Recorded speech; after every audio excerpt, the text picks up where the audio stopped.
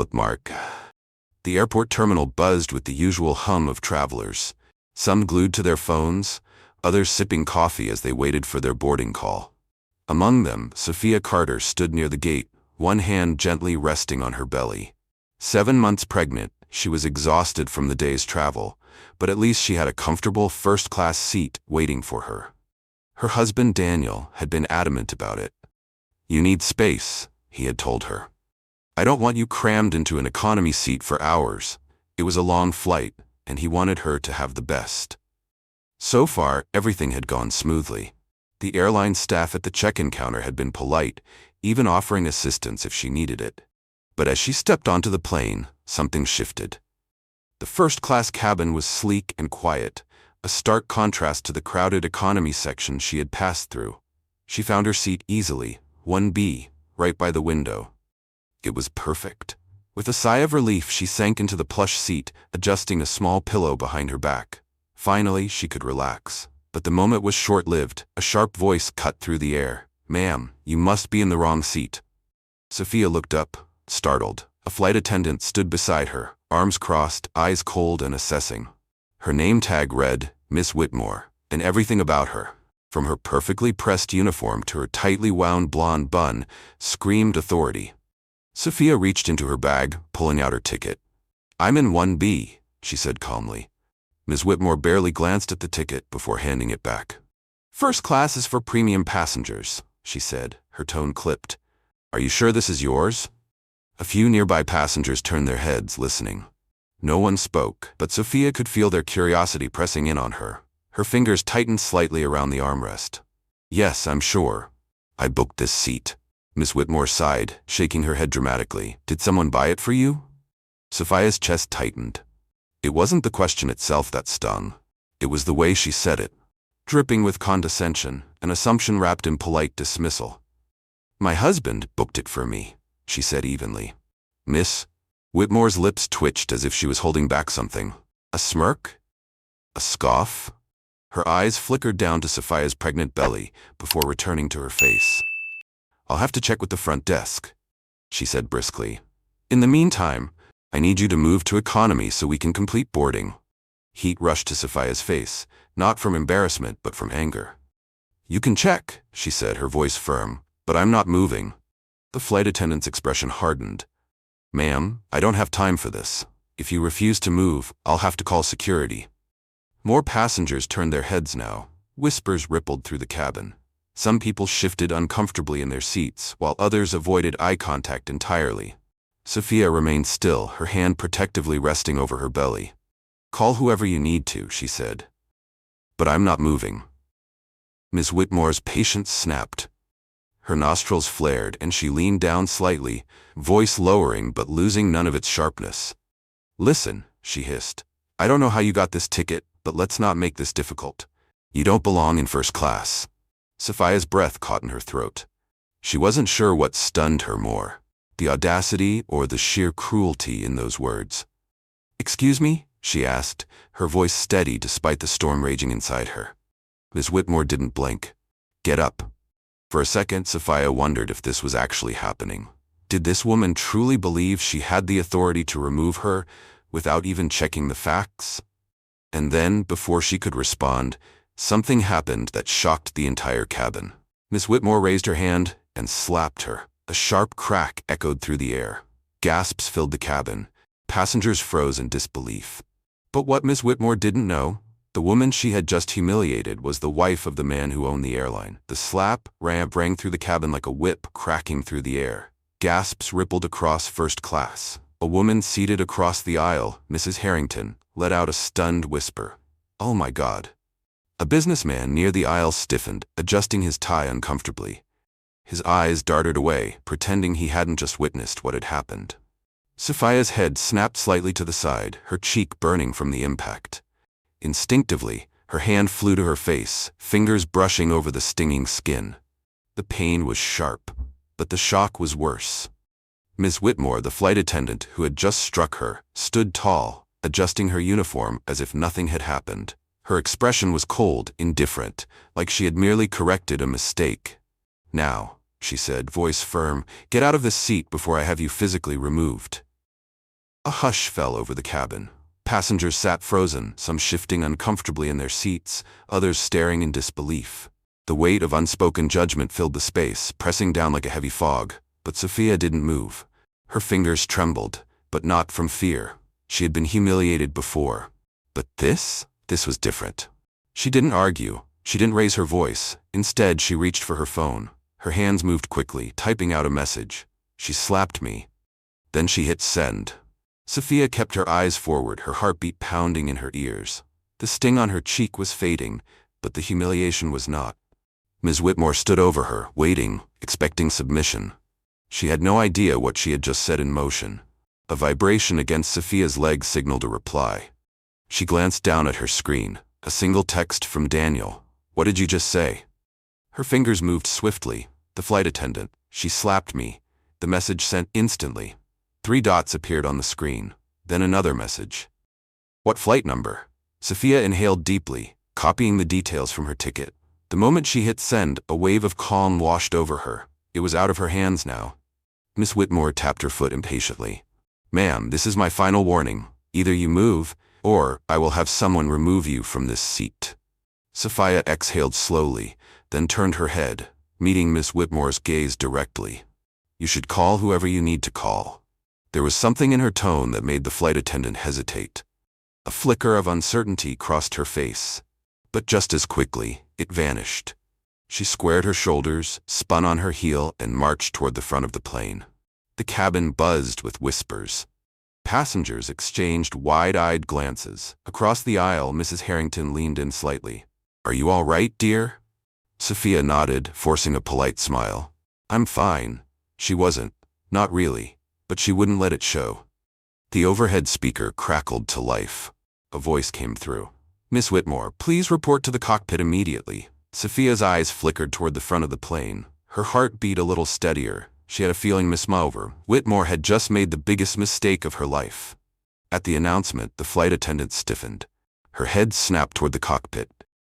The flight had barely begun boarding, and already she was being summoned. That never happened.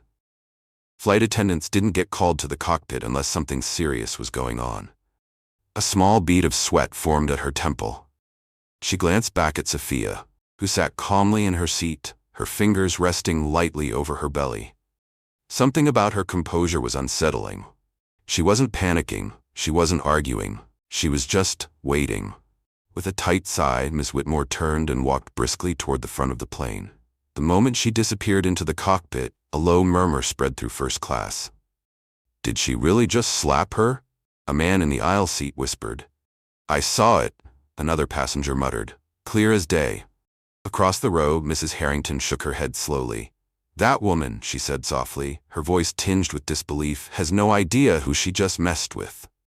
"That woman," Mrs. Harrington murmured, shaking her head, "has no idea who she just messed with."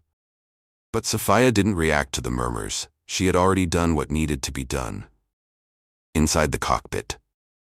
The tension was thick. Seated in his chair, Captain Reynolds had his hands on the controls, but his focus was elsewhere. His usually calm expression was gone. His jaw was tight, his grip firm.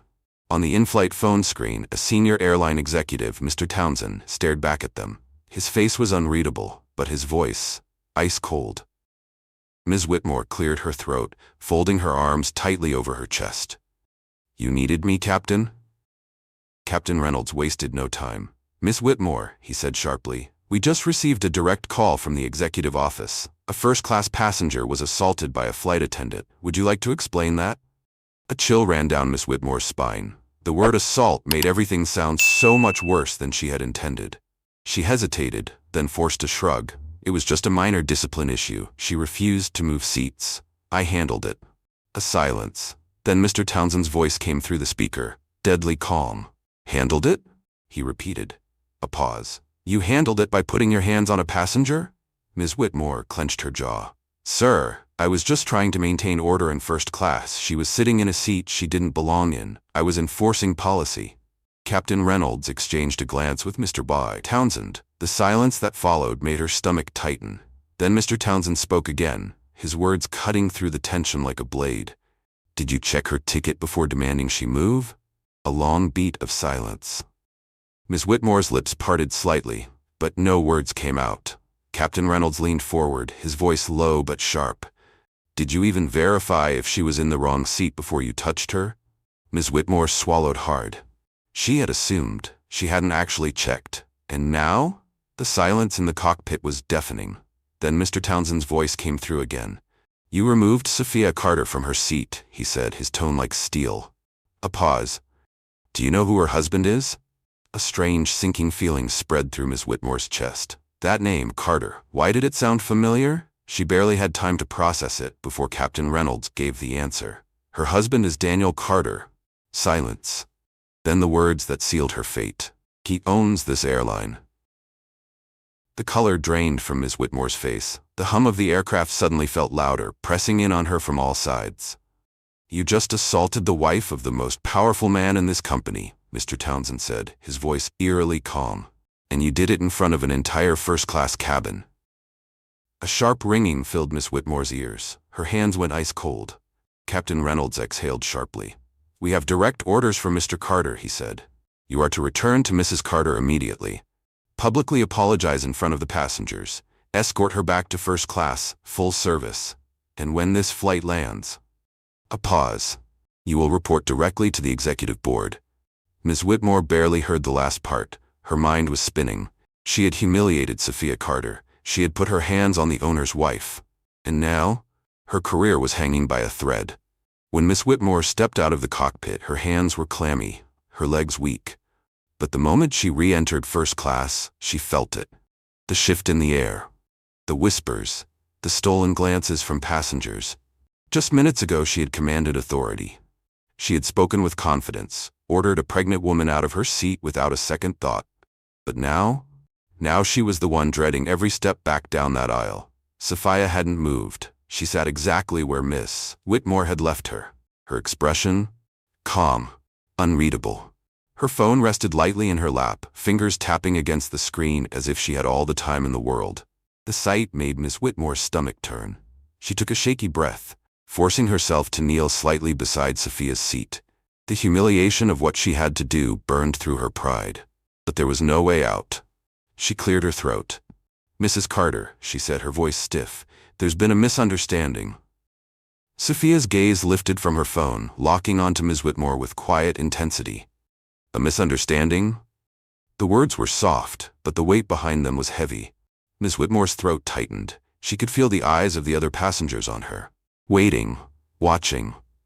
"Yes," she continued, lowering her voice slightly. "I'd like to personally escort you back to your original seat in first class." Sophia tilted her head slightly. "You're saying it was a mistake?" Whitmore hesitated. Then finally she nodded. "Yes," she said stiffly. "There was," she swallowed, "an error in seating." Sophia didn't blink, didn't move. She simply watched. And Ms. Whitmore knew this wasn't over. The word error hung in the air between them, but Sophia wasn't finished. She leaned forward slightly, her voice low, just enough for Ms. Whitmore to hear. "You didn't check my ticket. You didn't check the seating chart." A pause. "You saw me, and you decided I didn't belong here." Her words landed with precision, sharp and undeniable. "That wasn't an error," she continued, her tone unwavering. "That was a choice." A slow chill crawled up Ms. Whitmore's spine. She felt the weight of Sophia's words. And worse, the passengers around them felt it too.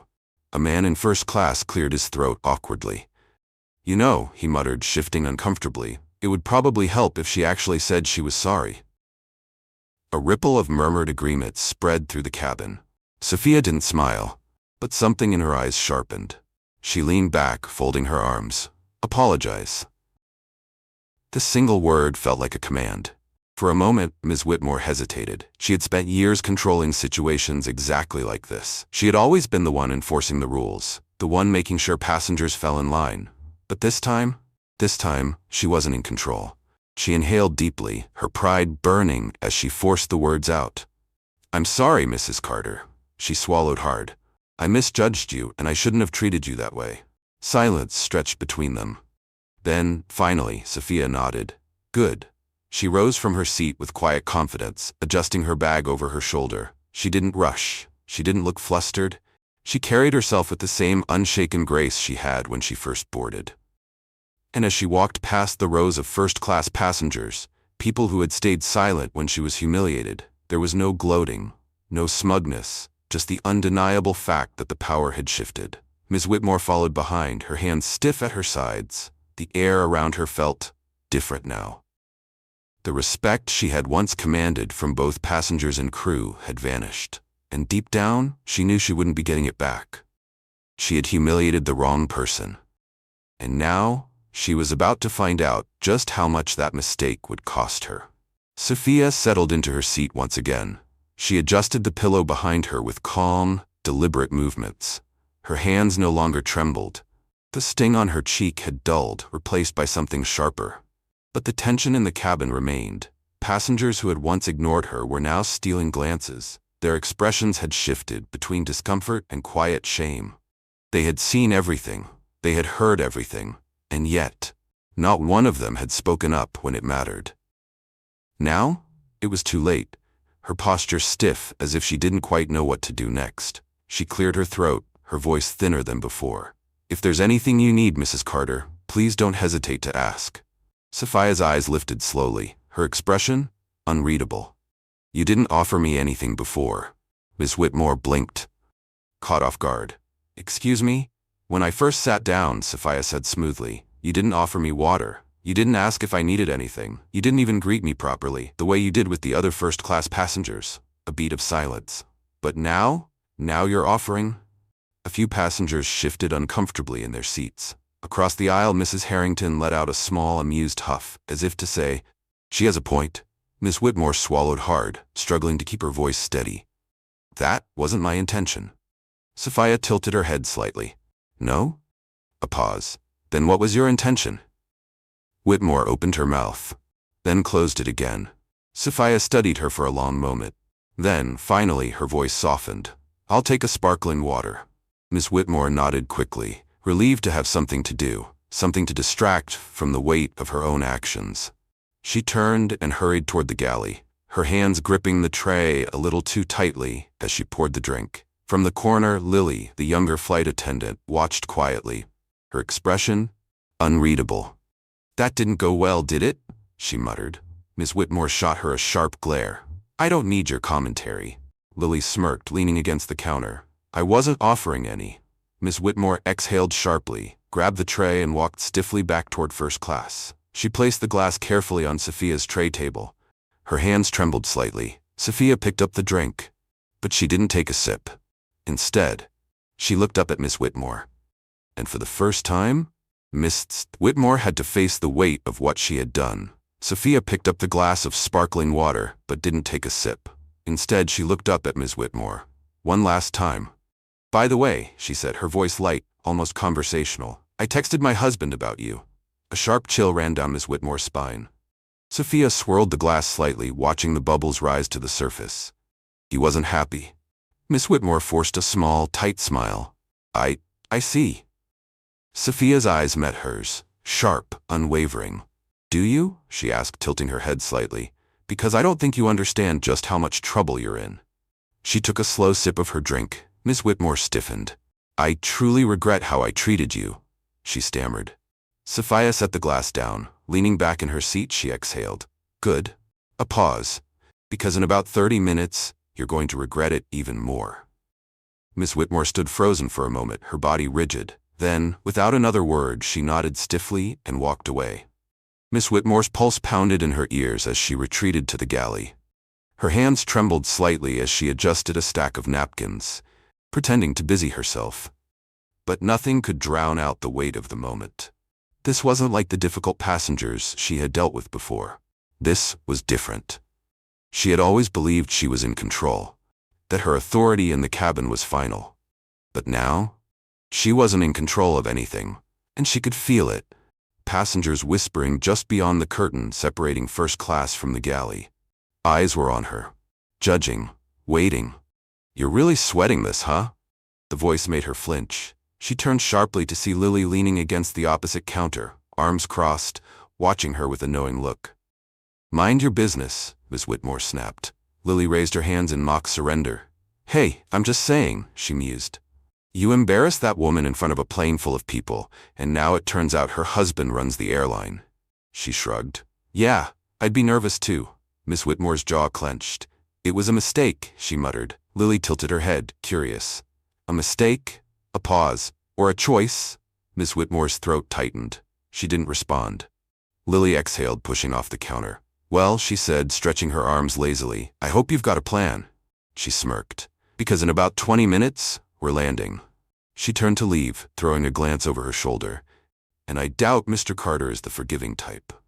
Sophia sat back in her seat, scrolling through her phone. A new text appeared on the screen. From Daniel. "We land in 20 minutes. Sit tight. Security is waiting at the gate." A small, knowing smile played at her lips. She locked her phone and set it aside. The tension in the cabin was shifting. People who had ignored her earlier were now watching her with curiosity, as if realizing too late that they had been silent witnesses to something far bigger than an uncomfortable seating dispute. Across the aisle, a businessman cleared his throat. It was Mr. Townsend, one of the passengers who had watched everything unfold without saying a word. I saw what happened earlier," he said hesitantly. Sophia turned to him, raising an eyebrow. "Did you?" He cleared his throat again, visibly uncomfortable. "Yes, well, it was unfortunate." Sophia's lips pressed into a thin line. "Unfortunate?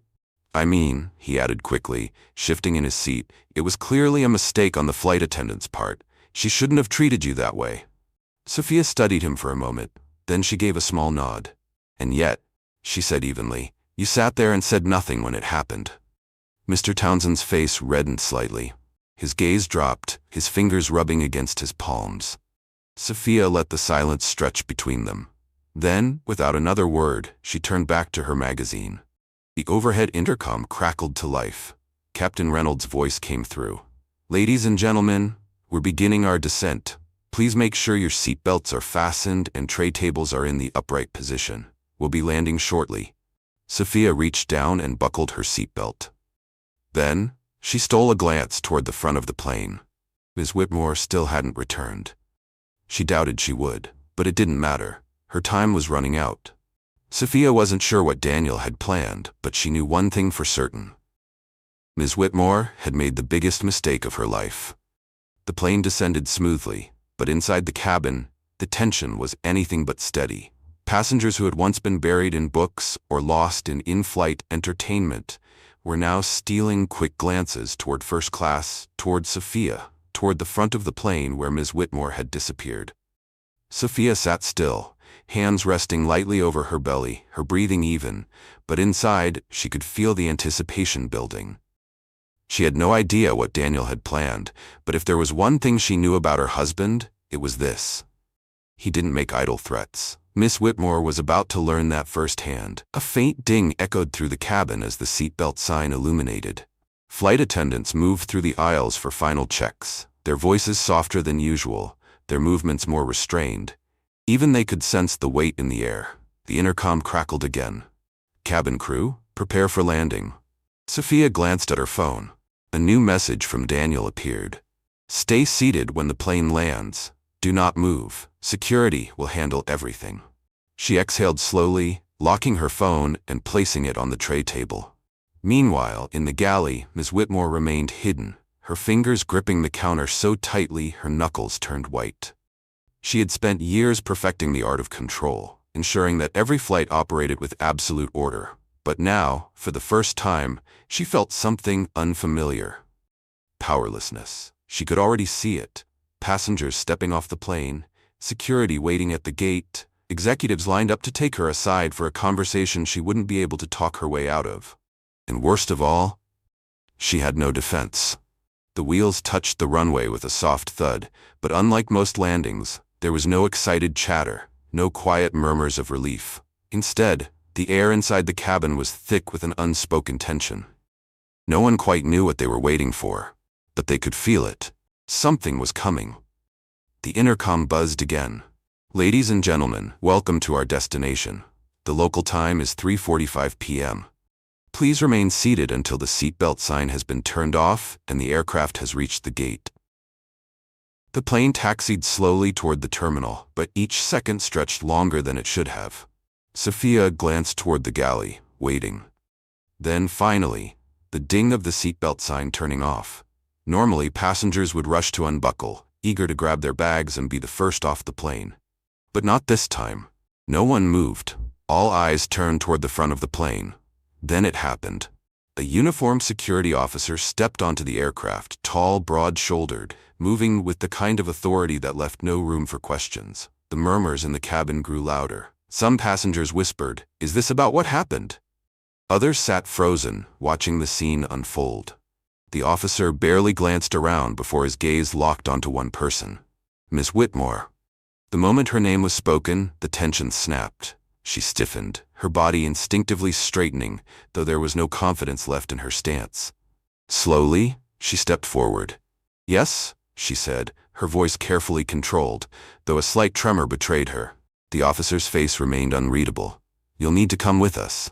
A few gasps echoed from the back of the cabin. Someone muttered, "Oh, she's done for." Ms. Whitmore forced a tight, professional smile, though her voice was slightly shaky. Is there a problem?" The officer didn't waver. "There have been reports of an incident regarding the removal of a first-class passenger. Mr. Carter has requested a formal review.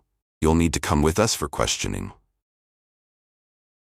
The moment stretched, thick with realization. Passengers who had once ignored the situation were now fully engaged, watching every second of Miss Whitmore's downfall. Some with quiet satisfaction, others with surprise, but not one person spoke in her defense. Miss Whitmore's throat went dry. Her mind raced for an excuse, an explanation, anything to lessen the damage. But there was nothing. She had built her entire reputation on power, control, and authority. And now, she was the one being escorted off the plane. As she stepped into the aisle, she made the mistake of glancing toward Sophia. She wasn't smiling. She wasn't gloating. She was simply watching, calm, composed, unshaken. And somehow, that was worse. Miss Whitmore turned away quickly and walked toward the front of the plane, security flanking her on both sides. The murmurs in the cabin swelled. Passengers exchanged wide-eyed glances. A few rows back, Lily exhaled, shaking her head. She really did it to herself, huh? No one disagreed. No one spoke in her defense as Miss Whitmore stepped off the plane. The weight of everything hit her all at once. Her career, her reputation, her control, gone. And she had no one to blame but herself. The moment she entered the terminal, the bright lights felt like a spotlight, exposing her to the world. Security officers led her through the jet bridge, their pace steady but firm. Every step felt heavier than the last, her heartbeat hammering against her ribs. She could feel it, eyes on her. Airport staff paused mid-task, their gazes tracking her movements.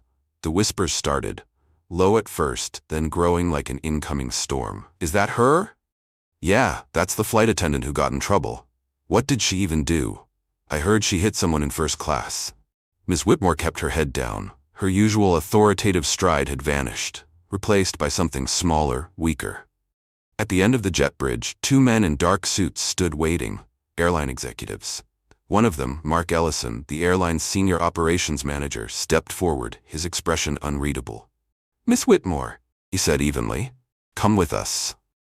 There was no room for argument. The security officers stepped aside, allowing the executives to take over. She followed them through a side entrance, away from the public eye, into a restricted corridor lined with security doors and sterile white walls. It was the kind of place passengers never saw, the part of the airport meant for employees, investigations, and terminations. Her stomach twisted. For years, she had walked through this very airport with confidence, with control. But now, she felt like a stranger in a place that had once been her domain. They reached a conference room, the kind with a long, polished table and chairs that looked far too stiff to be comfortable. Mark gestured toward a chair. "Sit." Miss Whitmore hesitated for a fraction of a second before obeying. Her hands trembled slightly as she placed them on her lap. Mark took the seat across from her, flipping open a folder. Inside were documents, passenger statements, a report from the captain, and worst of all, a formal complaint from Daniel Carter himself. Mark studied her for a long moment before speaking. "You do realize why you're here, correct?" Ms. Whitmore straightened, trying to salvage what little authority she had left. "I was informed there was a complaint regarding a seating issue," she said carefully.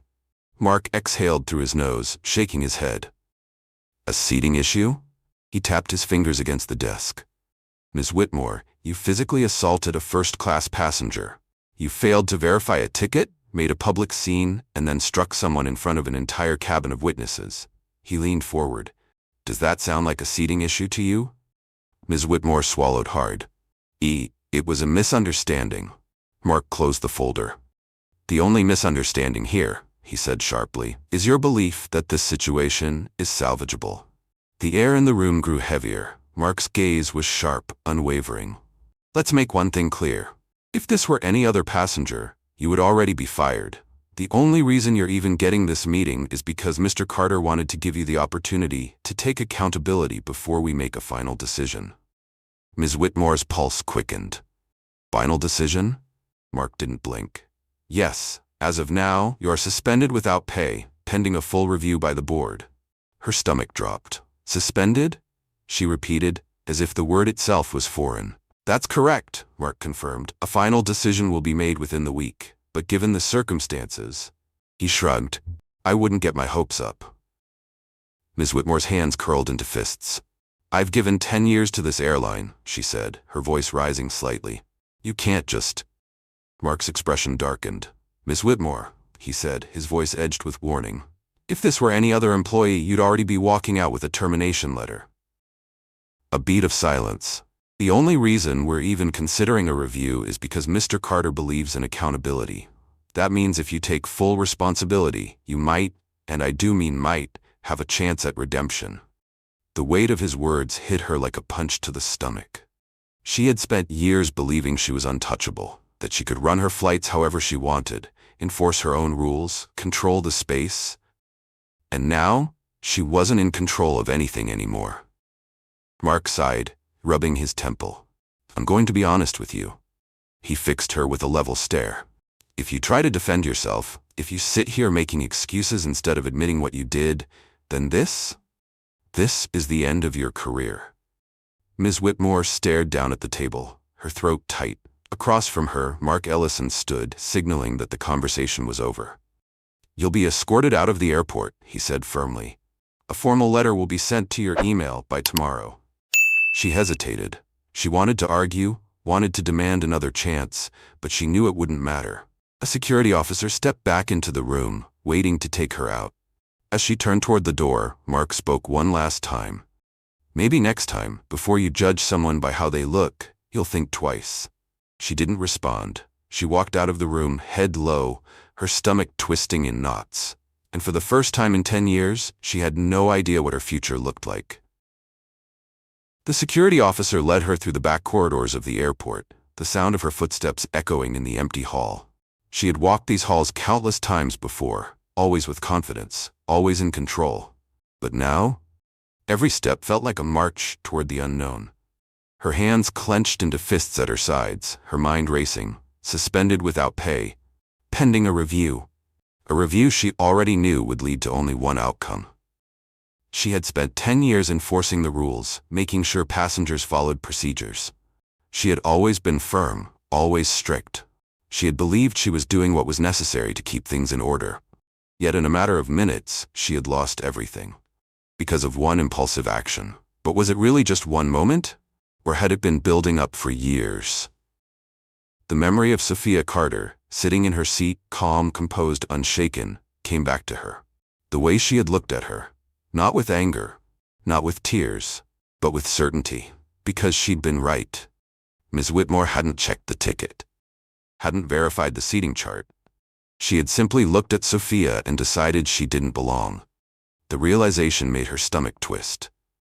She wasn't escorted through the usual exit. Instead, she was led to a discreet side door, one that staff members used when they didn't want to attract attention.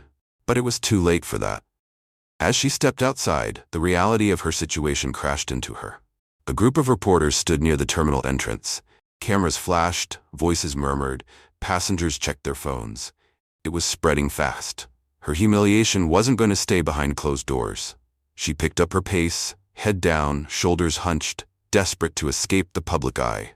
The security officer remained at her side, silently escorting her toward the employee parking lot. Then, a voice, a name.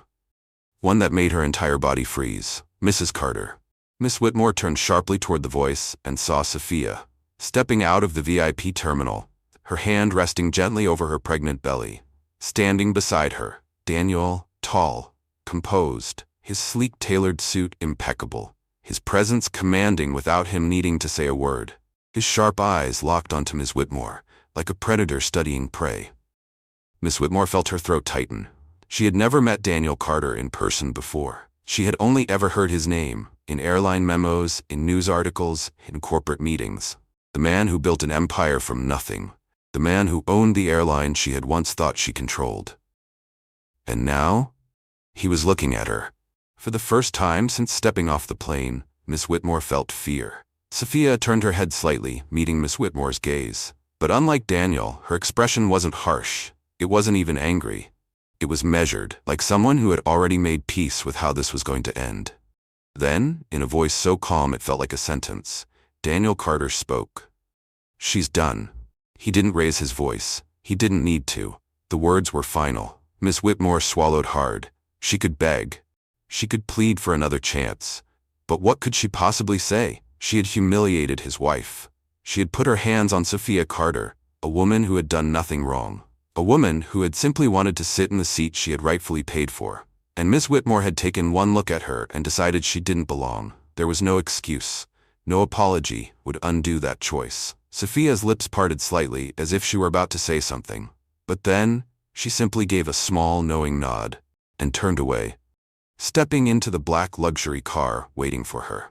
Daniel followed, the car door shut, and just like that, they were gone. Miss Whitmore stood there, frozen in place, as the full weight of what had happened crashed down on her.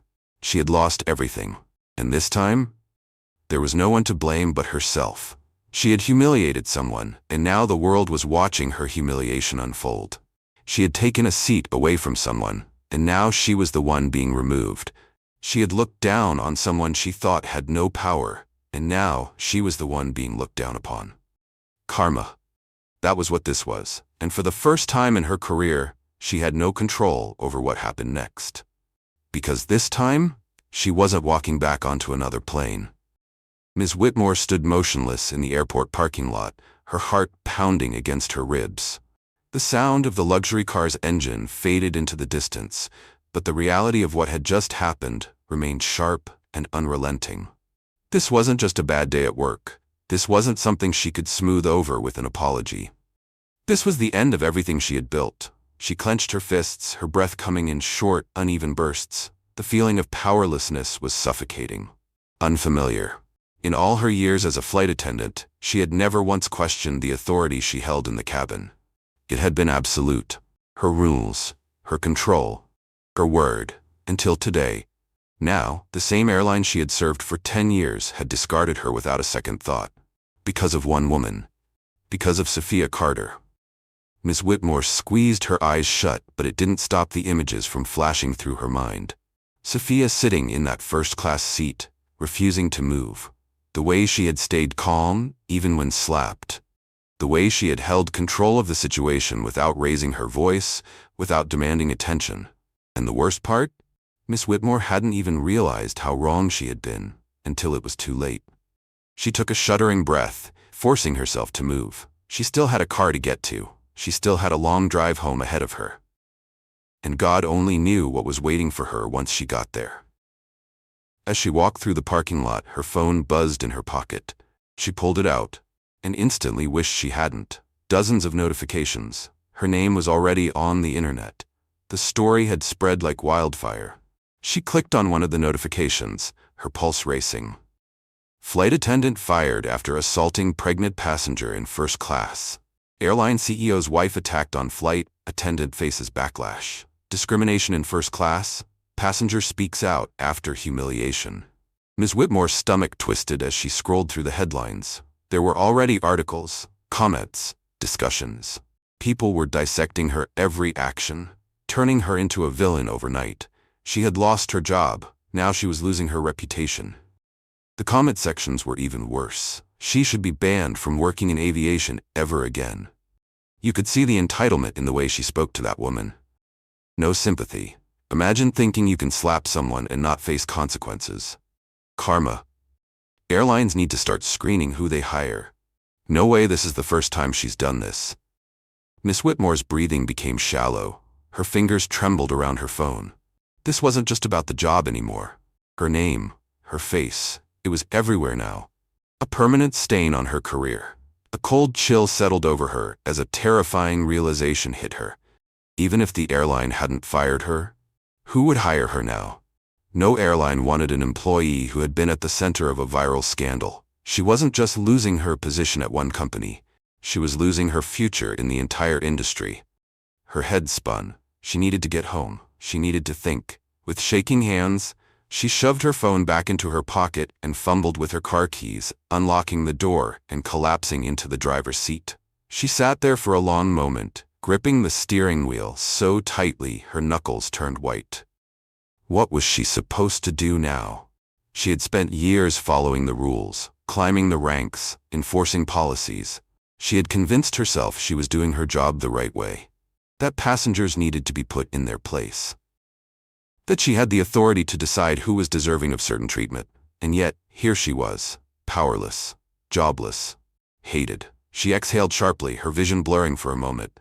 She had been so sure she was in control when she told Sophia to move. She had been so sure that she was right. But now all she had left was regret. Her phone buzzed again, another notification. She hesitated. Then, with a sinking feeling, she glanced at the screen. A new email. From someone she never expected to hear from. Would she even dare to open it? A new email. Subject, accountability. The sender, Daniel Carter. Miss Whitmore's breath caught in her throat. She hesitated before opening it, her hands unsteady. Miss Whitmore, I'm sure by now you understand the severity of what happened on Flight 237. I won't waste time repeating what's already been made clear by the board. However, I believe in people taking responsibility for their actions, and that includes giving them a chance to acknowledge their mistakes. I am giving you that chance now. If you wish to formally apologize to my wife, I will make sure she receives your message. However, I want to be clear, this apology isn't for me. It isn't for the airline.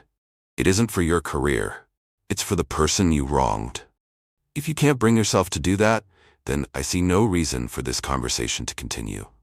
I'll wait for your response. Daniel Carter. Miss Whitmore reread the email 3 times. She wasn't sure if she had the courage to reply. She had never apologized for how she treated passengers before, not once in 10 years. But now it wasn't about keeping her job. It was about whether she was finally willing to admit that she had been wrong. For the first time, she didn't feel angry. She felt empty. Her fingers hovered over the keyboard. Slowly, for the first time in her life, she began to type the words, "I was wrong, and I'm sorry." Ms. Whitmore sat in her car, staring at the email draft on her phone screen. The words she had just typed felt foreign, like they had been written by someone else. I was wrong, and I'm sorry. She had never written an apology like this before. She had never needed to. In her 10 years as a flight attendant, she had handled thousands of passengers. She had dealt with demanding travelers, entitled business people, frustrated parents with crying children, and those who had tried to talk their way into upgrades they hadn't paid for. She had always told herself she was simply doing her job, keeping order, enforcing the rules, making sure people knew their place. But this wasn't about enforcing policy. This was about something else entirely. She knew exactly what she had done. When she saw Sophia Carter sitting in first class, she hadn't thought about seating charts. She hadn't thought about policy. She had made a decision before she even spoke to her. She had looked at who was sitting in the seat, not what was on the ticket. And that was the real problem. Her fingers hovered over the send button. Could she actually do this? Would an apology even matter at this point? She wasn't naive. She knew an email wouldn't magically fix everything. The internet had already condemned her. Her name was being dragged through every social media platform. Strangers were debating whether she should ever work again, whether she deserved to be fired, whether she was beyond redemption. She had no power over this situation anymore. For once, she wasn't the one deciding what happened next. She exhaled sharply, her throat tightening. What would be worse? Sending the email and feeling exposed, admitting her fault? Or not sending it, knowing she was too much of a coward to take responsibility? The thought made her sick. She had spent years thinking of herself as someone in charge, someone who was strong. But now, for the first time, she realized something. True strength isn't about control, it's about accountability. With a shaky breath, she hit send. The moment the email disappeared from her screen, her stomach twisted with nerves. She didn't know what would happen next. Would Sophia Carter even care? Would she read the email? Would she believe it? Or was it too late? She tossed her phone onto the passenger seat and leaned back, closing her eyes. Everything had changed in just a few hours. Yesterday, she had been a respected senior flight attendant. Today, she was jobless, disgraced, and desperately hoping that the woman she had humiliated would accept her apology. But she wouldn't know until she got a reply. And if Sophia never responded, then she would have to live with the weight of that silence for the rest of her life. In an executive lounge on the other side of the airport, Sophia Carter sat comfortably in a private seating area. A cup of tea rested in her hand. Her phone lay on the table beside her. She wasn't reading emails. She wasn't checking the headlines. She was simply waiting. She knew Daniel was handling things. He always did. But something told her this wasn't over just yet. She wasn't looking for revenge. She wasn't interested in watching Ms. Whitmore's downfall unfold. She just wanted to see if she would take responsibility. A soft ding interrupted her thoughts. A new email. Sophia's gaze flickered to the sender's name. Vanessa Whitmore. She inhaled slowly, setting down her cup before opening the message. I was wrong, and I'm sorry. I didn't verify your ticket. I didn't follow proper protocol. I assumed something about you that I had no right to assume. I've spent the last few hours replaying what happened, and I keep asking myself, why? Why did I do that? The answer is one that I don't like, but I won't hide from it. It wasn't about policy. It wasn't about seeding mistakes. It was about me looking at you and deciding, before anything else, that you didn't belong. I can't take that moment back. I can't undo what I did. But I can promise you that I will never make that mistake again. You don't owe me your forgiveness. You don't even have to respond. I just wanted you to know that I see what I did, and I am ashamed of it. I am truly, deeply sorry. Sophia let the words sit there for a moment, unreadable emotion flickering in her eyes. She hadn't expected that. She had seen people apologize before, not because they meant it, but because they had to. But this? This wasn't defensive. This wasn't shifting blame. This wasn't even asking for forgiveness. It was just honest. A slow, almost imperceptible smile tugged at the corner of her lips.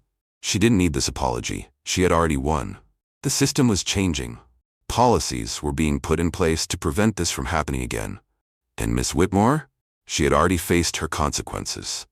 Sophia believed in something simple. People can learn. She reached for her phone and began to type. Vanessa, I appreciate your email. I'm not angry anymore. But I hope you understand, this isn't just about me. There are other people who have been in my situation. People who never got justice. People who never had a voice. I was lucky. My husband had the power to make things right. But not everyone has that privilege. You say you won't make this mistake again. I hope that's true, because I'm not interested in whether or not you're sorry. I'm interested in whether or not you change. I won't meet with you, but I accept your apology, not because you deserve it, but because I believe in growth. Sophia Carter. She hit send. Then, with a soft sigh, she picked up her tea again and took a slow sip, closing this chapter forever.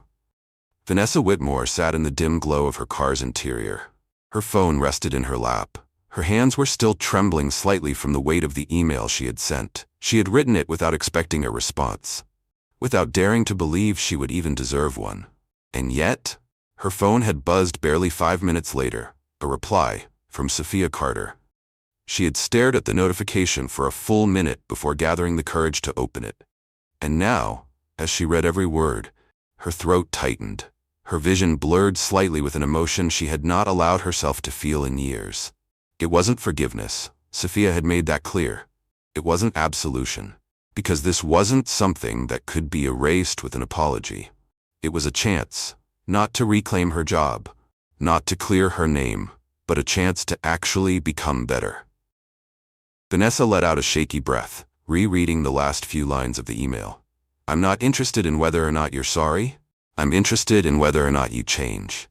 For years, she had believed that discipline equaled control, that keeping passengers in check meant she was doing her job well.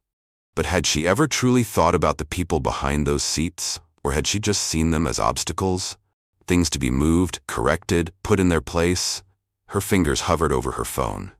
For a fleeting second, she wanted to reply again, to ask how she could fix this. But something in her gut told her. Sophia had already given her the answer. It wasn't about saying more. It was about doing more. With a slow, deep breath, Vanessa closed her email and placed her phone on the passenger seat. For the first time in hours, she didn't feel the crushing weight of humiliation or rage. She just felt tired. Tired of the person she had been. Tired of the entitlement she had worn like armor. Tired of assuming she had the right to decide who belonged where. She rested her forehead against the steering wheel, her mind racing with thoughts she had never let herself have before. Maybe this wasn't the end. Maybe it was the beginning of something else. Vanessa Whitmore sat in her car, her thoughts drifting to memories she had never questioned before. The time she had dismissed a family for taking too long to settle into first class, assuming they were confused, instead of considering that maybe they had actually paid for those seats. The time she had ignored a black businessman who had politely asked for assistance, only to give full attention to another passenger moments later. The time she had mocked a woman under her breath for looking too young to be in first class, as if wealth and privilege had a certain appearance. She had always told herself it was policy, that she was just enforcing the rules. But was she? Or had she been using policy as an excuse for something much, much uglier? She squeezed her eyes shut, her pulse uneven. There was so much she wished she could take back, but regret wouldn't change anything. Only action could. With slow determination, she sat up and reached for her phone again. Not to respond to Sophia, not to beg for another chance, but to make the first real step toward change. Her fingers scrolled through her contacts, hovering over a name, Lisa Moreno, a senior flight attendant she had worked with years ago. Lisa had always been different from her. She had advocated for more inclusive training for flight crews. She had called out subtle discrimination when she saw it. She had fought to change how passengers were treated. Vanessa had once rolled her eyes at Lisa's efforts. But now she saw how blind she had been. She hesitated only for a moment before tapping the call button. The phone rang twice before Lisa answered. "Vanessa? Wow, I haven't heard from you in ages. What's up?" Vanessa inhaled deeply. "I need your help." A pause. "Help with what?" Vanessa clenched the steering wheel, forcing herself to say the words. "I need to understand how to be better." Silence. Then Lisa's voice softened. "Are you finally ready to listen?" Vanessa swallowed. "Yeah, I think I am." Another pause. Then Lisa sighed. "All right, let's talk." And just like that, for the first time in years, Vanessa Whitmore chose to learn instead of control. She wasn't looking for redemption, she wasn't trying to erase what had happened, but she was finally, truly ready to change. Vanessa sat in her car for nearly an hour after ending the call with Lisa. The conversation had been uncomfortable, eye-opening, and above all, necessary. Lisa hadn't sugarcoated anything. She hadn't let Vanessa off the hook. "You want to be better?" Lisa had said. "Then start by admitting that this isn't just about one mistake. It's about the kind of person you let yourself become." And that was the part that stung the most. Vanessa had spent years enforcing rules. But whose rules had she truly been following? The airline's policies, or the unspoken rules in her mind? The ones that told her that certain people belonged in certain places, and others did not. She had never thought of herself as a bad person. But good people can still do harm. That truth sat heavy in her chest as she finally started her car and pulled out of the airport parking lot. The drive home felt longer than usual. The sun had already started to set, casting an orange glow over the city skyline. Everything outside looked the same as it had that morning. But she wasn't the same. When she finally reached her apartment, she sat in the driveway for a moment, staring at her own reflection in the rearview mirror. Her uniform was still crisp, her makeup still in place. But she had never felt more undone. With a slow breath, she stepped out and made her way inside. The silence in her apartment was suffocating. For years, her job had been everything. It had dictated her schedule, her routines, her identity. She had spent so much time being in charge that she had forgotten how to simply exist without that authority. And now, she had no control over what came next. She kicked off her shoes and walked into the kitchen, opened the fridge out of habit, but the sight of neatly stacked meal preps and bottled water did nothing for her appetite. She shut the door with a sigh, leaning against the counter. Then, her phone buzzed. She tensed. For a second, she thought it might be another headline, another email, another reminder of the damage she had done. But when she checked the screen, her breath caught. Mom? She hadn't spoken to her mother in weeks. Not because they were estranged, but because Vanessa had always been too busy, too caught up in work, in schedules, in making sure the world around her stayed exactly the way she wanted it. Now, the world had shifted, and she had no choice but to face it. Vanessa Whitmore hesitated before answering. Hey, Mom. Her mother's voice was warm but laced with concern. Vanessa, I saw the news. Vanessa closed her eyes. Of course, her mother had seen it. The story was everywhere. Yeah, she said quietly, I know. Her mother sighed. Sweetheart, what happened? Vanessa gripped the counter, her fingers tightening around the cool surface. How was she supposed to explain this? That she had lost everything. That she had been wrong. In a way she hadn't even realized until it was too late.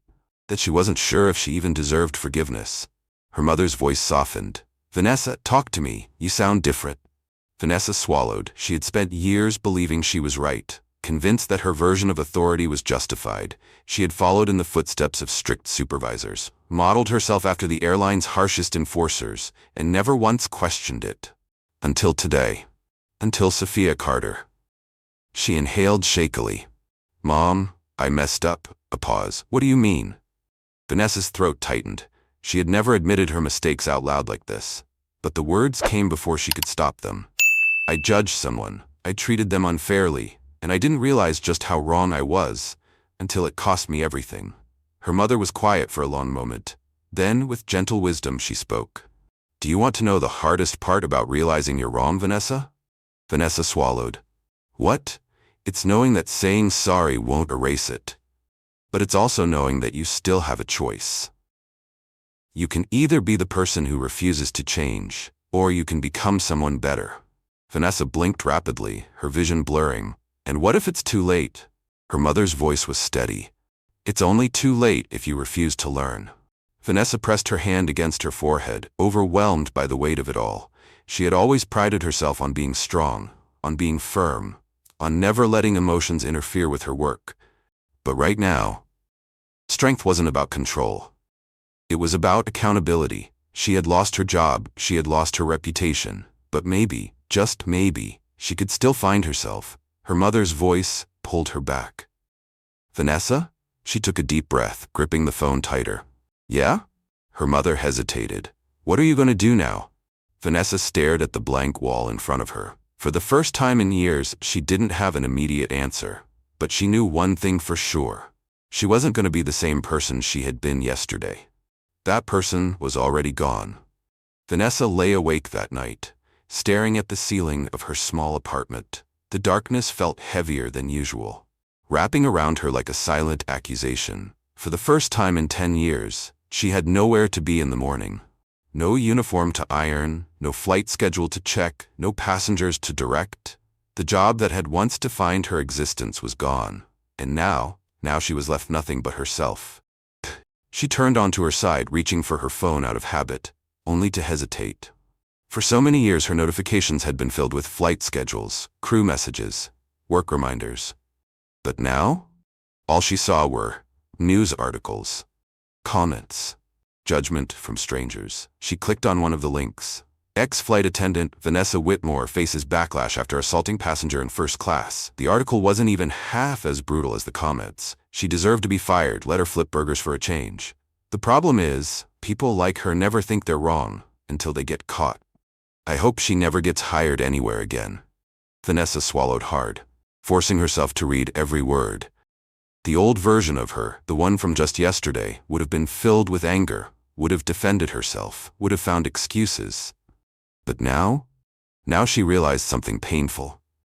They weren't wrong. She had spent years looking down on passengers, assuming her authority gave her the right to judge. who deserved respect and who didn't. She had spent years making people feel small, and she had never once stopped to think about what it meant. She shut off her phone, covered her face with her hands, and let the weight of her choices settle in. Vanessa Whitmore wasn't the victim here. Sophia Carter was. But what haunted Vanessa the most wasn't just that she had humiliated one person. It was the realization that she had likely done this to many people who hadn't had the power or privilege to fight back. How many passengers had left a flight feeling disrespected because of her? How many had gone home wondering why they had been treated differently? That was the part that made her stomach turn.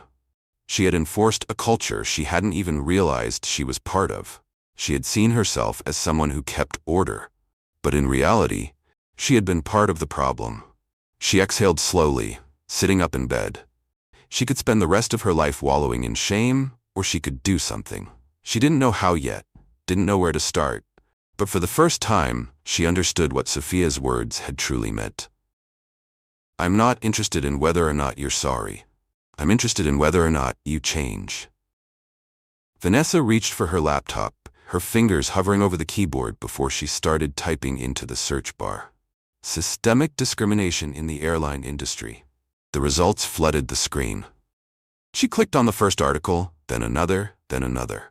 For the first time, she wasn't defending herself. She was learning. She read about implicit bias training. She read about racial discrimination lawsuits against airlines. She read passenger testimonials from people who had felt invisible, unheard, dismissed. And with every word, she felt something inside her shift. She had always believed she was fair, but fairness wasn't just about following policy. It was about questioning the policies themselves. Leaning back in her chair, she stared at the screen. She had two choices. She could disappear into obscurity, let her mistake define her, let the world remember her as a disgrace, or she could use this experience to become something different. Maybe she would never work as a flight attendant again. Maybe she would never regain the respect she had once commanded. But that didn't mean she couldn't make amends in another way. Her fingers moved again, this time typing out an email, not to Daniel Carter, not to the airline, but to an organization dedicated to fighting discrimination in travel. Subject: willing to learn. Willing to change. Body: my name is Vanessa Whitmore. I worked in the airline industry for over a decade. I was recently dismissed from my position after my own biases led me to mistreat a passenger, an experience that has forced me to confront the reality of my actions and the larger issues within this industry. I don't expect sympathy. I don't expect a second chance at my job. But I want to do better. I would like to learn. I would like to help. If there is any way I can assist in educating others, advocating for change, or sharing what I've learned from my mistakes, I want to be part of the solution. I am not asking for forgiveness. I am asking for a way to make this mean something. She signed her name at the bottom, Vanessa Whitmore. She read the email 3 times before hitting send. The message disappeared, but she didn't feel relief. Not yet. Change wouldn't happen overnight. People wouldn't suddenly see her differently.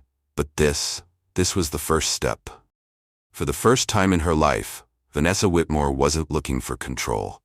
She was looking for accountability. And that, finally, was something worth fighting for. The morning sun streamed through the window of Vanessa's small apartment, casting long streaks of golden light across the wooden floor. She had barely slept, but for the first time in years, it wasn't because of stress over schedules, assignments, or passenger complaints. It was because she was rethinking everything she had ever believed about herself. She had always been so sure, so certain that she had been right. She had built an entire career on the idea that she was an enforcer of rules, that she kept things running smoothly by maintaining order. She had told herself that if people followed the rules, if they respected the boundaries of the airline structure, there wouldn't be problems. But she had never stopped to ask herself, who made the rules? Who decided who belonged where? And why had she been so eager to enforce something she never questioned? Now, there were no flights to prepare for, no crew to lead, no uniform to put on. For the first time in 10 years, she was no longer in control. And for the first time in her life, she was ready to listen. Vanessa Whitmore sat at her kitchen table, staring at the steam rising from her untouched cup of coffee. The laptop in front of her was open, the email she had sent to the travel equity organization still fresh in her mind. She had no idea if they would respond. Maybe they wouldn't even take her seriously.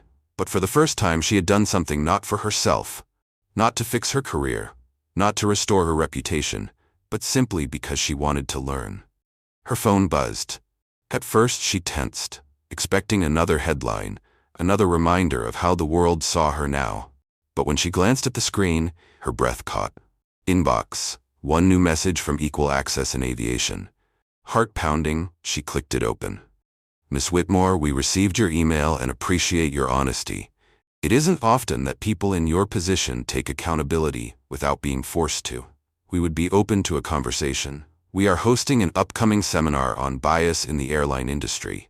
If you are willing, we would like you to participate. Not as a speaker, but as someone who is willing to share their story, to acknowledge how systemic issues affect real people, and to discuss what it means to truly change. This isn't about clearing your name, this is about learning. If you're truly ready, we're willing to give you a space to do that. Let us know if you're interested. Best, Equal Access in Aviation. Vanessa exhaled sharply, her fingers gripping the edge of the table. They weren't offering her a way to repair her reputation. They weren't offering her an easy way out. They were offering her a chance to do the hard work, to face what she had been blind to for years. She closed her eyes, a deep weight settling in her chest. She wasn't sure if she deserved a second chance, not at her job, not at being seen differently, but maybe, just maybe, it wasn't about what she deserved. Maybe it was about whether or not she had the courage to sit in a room full of people who had experienced the kind of discrimination she had once ignored, and simply listen. Her fingers hovered over the keyboard, hesitating. She could walk away. She could disappear into the background, let the world move on, find another job in another field, and pretend none of this had ever happened. Or she could face the uncomfortable truth about who she had been and commit to becoming someone better. With a deep breath, she typed 2 words. I'm ready. And this time, she meant it. The conference room was packed. Airline employees, from flight attendants to executives, sat in rows, listening intently. The speaker at the front of the room clicked to the next slide on the projector. The words on the screen read, "Addressing bias in first-class travel, a necessary conversation." At the far end of the panel, Vanessa Whitmore sat, hands folded in her lap. She wasn't the keynote speaker. She wasn't here as an expert or an advocate. She was here as a former enforcer of bias, someone who had chosen to learn instead of defend.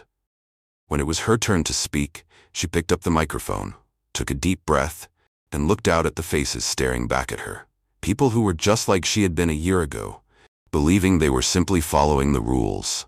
A year ago, she began, her voice steady but unshaken. I thought I was doing my job. I thought I was just keeping order. But the truth is, I wasn't enforcing fairness. I was enforcing an invisible system of discrimination that I never stopped to question. The room was silent. The weight of her words settled over the audience. She hadn't come here to earn sympathy. She hadn't come here to redeem herself. She had come here to make people see what she had been blind to. As she continued speaking, she knew something with absolute certainty. She would never be able to undo what she had done to Sophia Carter. But maybe, just maybe, she could stop it from happening to someone else. And that was a beginning worth fighting for.